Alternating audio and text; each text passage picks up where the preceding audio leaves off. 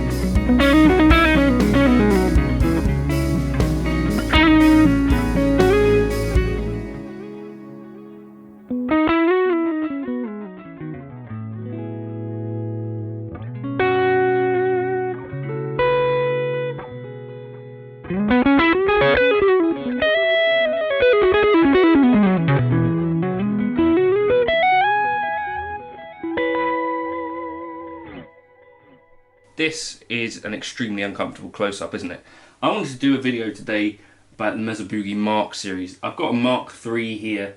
The story of the Mesa Boogie Mark starts somewhere in the 70s, I believe, right? And Randall Smith, the founder of Mesa Boogie, was modifying Fender amps, you know, Bassmans. The Mark I is probably the thing where, you know, you had people like Robin Ford, Larry Carlton, Pete Townsend. How's that novel coming, Pete? Writing stuff and using these live. Then the Mark II was really where I think the thing that we think of when we think about the Mesa Boogie Mark, you know, in terms of having these really raw, heavy, low to gain things. The Mark II is where that started, and every Mark since then has been trying to solve some of those problems that people ended up finding with them. What I find is that they're quite easy to make sound quite bad, as evidenced by, well, my playing. The other thing that you have with these few, as many knobs and push-pulls as you've got some knobs on the back as well, it's really, you know, you've got this little thing which is unique. And then you've got the issue of kind of shared controls between channels. So, you know, you dial in your perfect tone for your lead tone, and then you jump to your clean tone and it's kind of like, oh, that doesn't have any bass. It's a really frustrating design. By about the time that the Mark IV came out, they had figured out that you needed a million controls for each and every channel, so that you had a clean and a couple of rhythms that you could control individually. The Mark V is that kind of same idea again. Then the JP2C, they decided, well, we need 2 of these EQs, and then the 7, you know, well, let's add some more modes to every single channel. It's become a bit of an unwieldy beast, but I wanted to try and show you what not to do, at least, and how you can start to go about dialing in the tones. I think this kind of looks stupid when you think about, you know, 750 might be about where most of your guitar tone is. It feels stupid to have that slider down. I always thought the VEQ was dumb, but then when you're running your gain up very high, you probably need it about there. If you've got a later series Mark, like the Mark 5s, I believe this initial volume on the drive channels is sort of set to be fixed about 7.5. So if you've got an older Mark, to get those sort of equivalent tones, 7.5 is about where the volume should be set. But again, I don't know, let's just try and dial in some stuff with this. Let me know your tips if you've got any on the Mark series amps in the comments. So I'm going to start off with, presumably if you've got a Mesa Boogie Mark amp, most likely you're interested in drive tones. Now, the deep switch, if you've got a pull deep, this is really made for sort of home volumes if you check the manual. Not really designed to be used live, so I'll just show you with and without.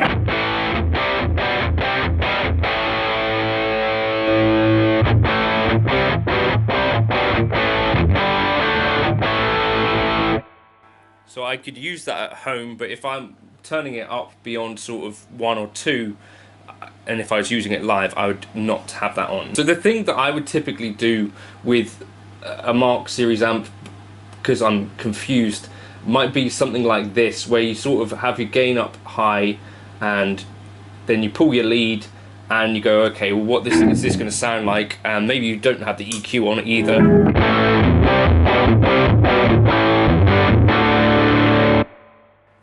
And you have this whole kind of flubbiness going on. It sounds basically kind of like a fuzz. The key thing is that each of these knobs, the treble, bass and middle, are actually gain knobs as well, and you're sort of distorting the treble, the bass and the mids. So we've got volume going in, and we've also got a volume here, a volume here and a volume here, a drive, you know. So maybe a starting point for gain, put your volume here at 8 and your lead drive at 8. The lead master controls the volume here. This is not an amp that has loads of need to be cranked to get these sorts of tones. It's kind of a lot of preamp gain as it is. So a good starting point for the bass, I was looking at a John Petrucci video on this actually, might be about 2, and you hear basically then this gets rid of a lot of that kind of lack of clarity.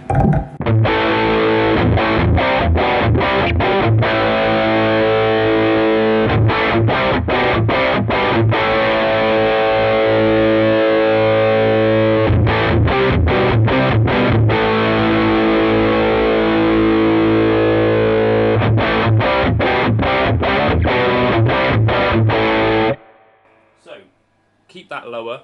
Another point is that we've got quite a lot of mids anyway, so you can afford to take this down to about 3.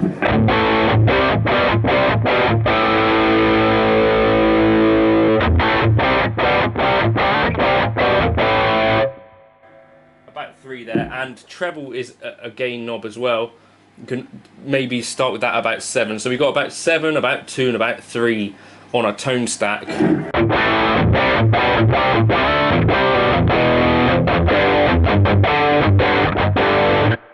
Things going on behind the amp, I've got the treble knob off essentially, so the thing can get really, really sizzly if you have that presence knob, you know, anywhere near halfway. So I tend to start with that off. Then the EQ here, this is kind of the John Petrucci thing, boosting at 80, boosting at 240, cutting at 750, boosting again at 200 and boosting at 600, and makes a real difference. And you should be able to hear that that basically then takes you from this kind of thing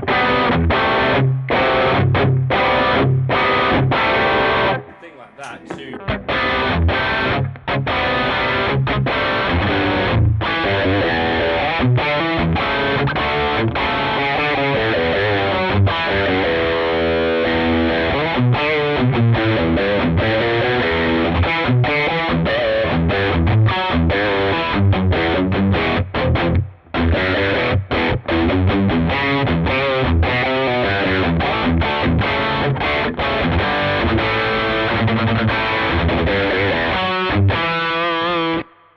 And I think this is also probably a good place to start with your lead tones. For me, maybe I would bring this 750 up a bit.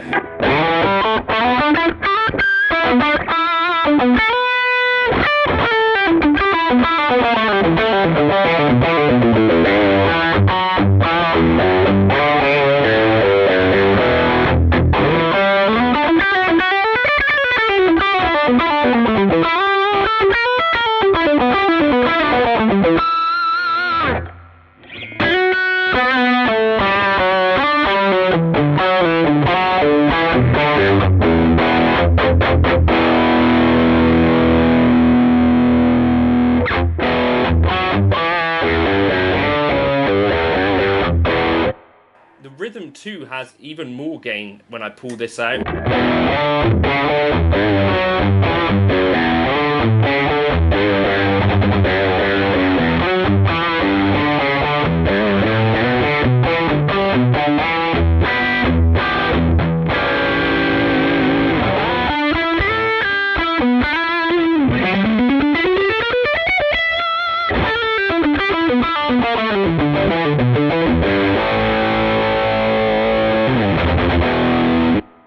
So those are kind of your super high gain tones, and I would suggest maybe starting off with something like this, even if you're not going for super high gain. So if we sort of back this drive off to around 4,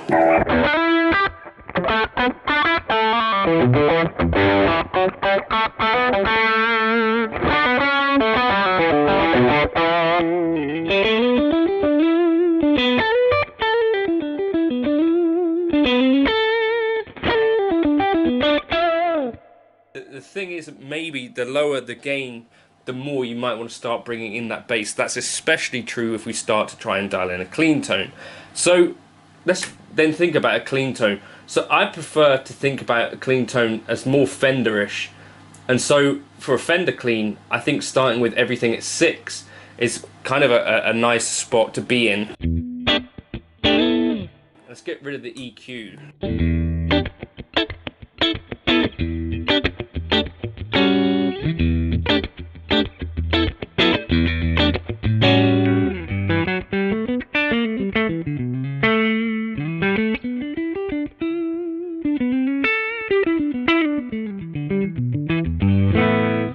You're gonna hear like you're starting to get a bit of the clipping stuff, so maybe volume about 6.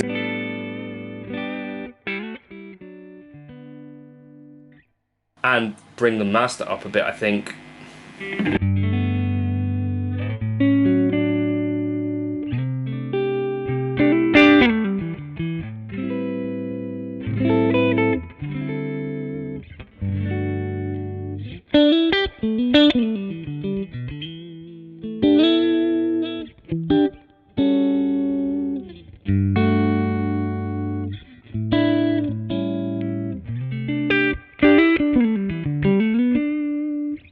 I might even take the treble down slightly.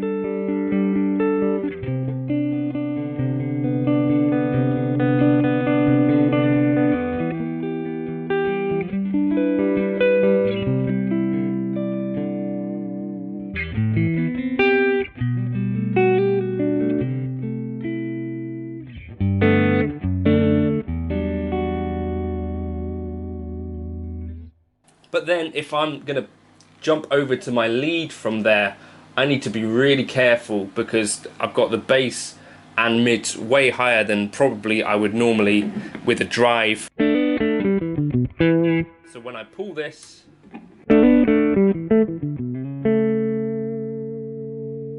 be careful with the gain.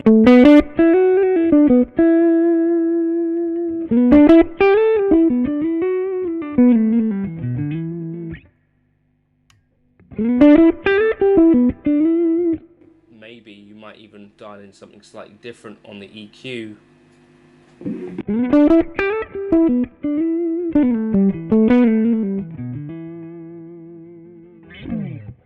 But, you know, crazy amounts of volume now.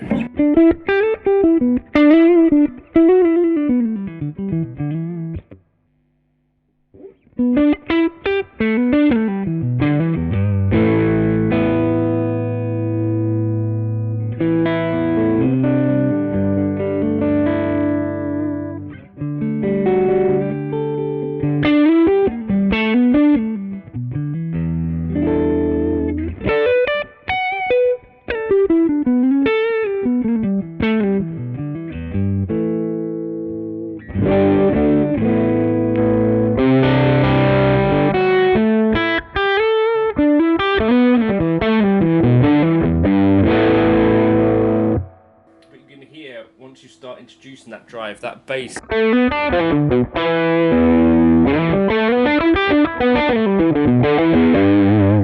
really does give you that sort of broken amp feel. So those are kind of the things that I'm learning as I start to understand this kind of Mark amp thing. It's not an easy amp to get dialed in, particularly if you're trying to blend between these channels. I think this is why they've gone through so many iterations, because it's simply not an easy thing to get a good blend between the channels at all. So, you know, give that a try, especially if you've got like a modeling version of one of these.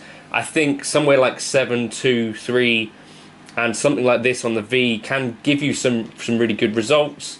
You won't have a deep switch on most of them anyway, but if you're going for higher gain tones,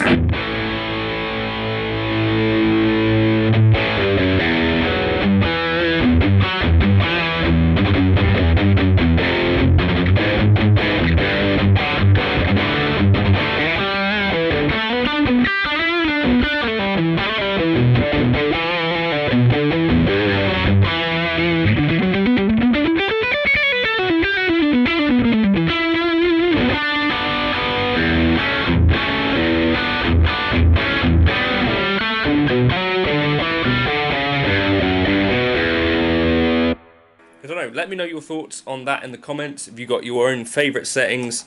That's all, again, with the presence on the back fairly low down, and also on the simulcast settings there's also a class A. I've not really got into that even. There's just so much you can do with this little amp. Quite a temperamental thing really to get dialed in. So if you were checking out the Neural DSP plugin, you might want to try some of these settings. I think Leon Todd's also got videos about this sort of thing. David Beebe says those are useful, and John Petrucci, obviously one of the premier kind of Mark guys. But yeah, cleans and leads difficult to blend on the amp itself, unless you're, you know, in the more mid-gain territory. If you're trying to balance high gain and the lower gain sort of clean tones, very difficult, especially on the Mark III. I think the Mark IV solved for this, and the Mark V, and now the Mark VII presumably even more so. I'll catch you around in another video. Cheers.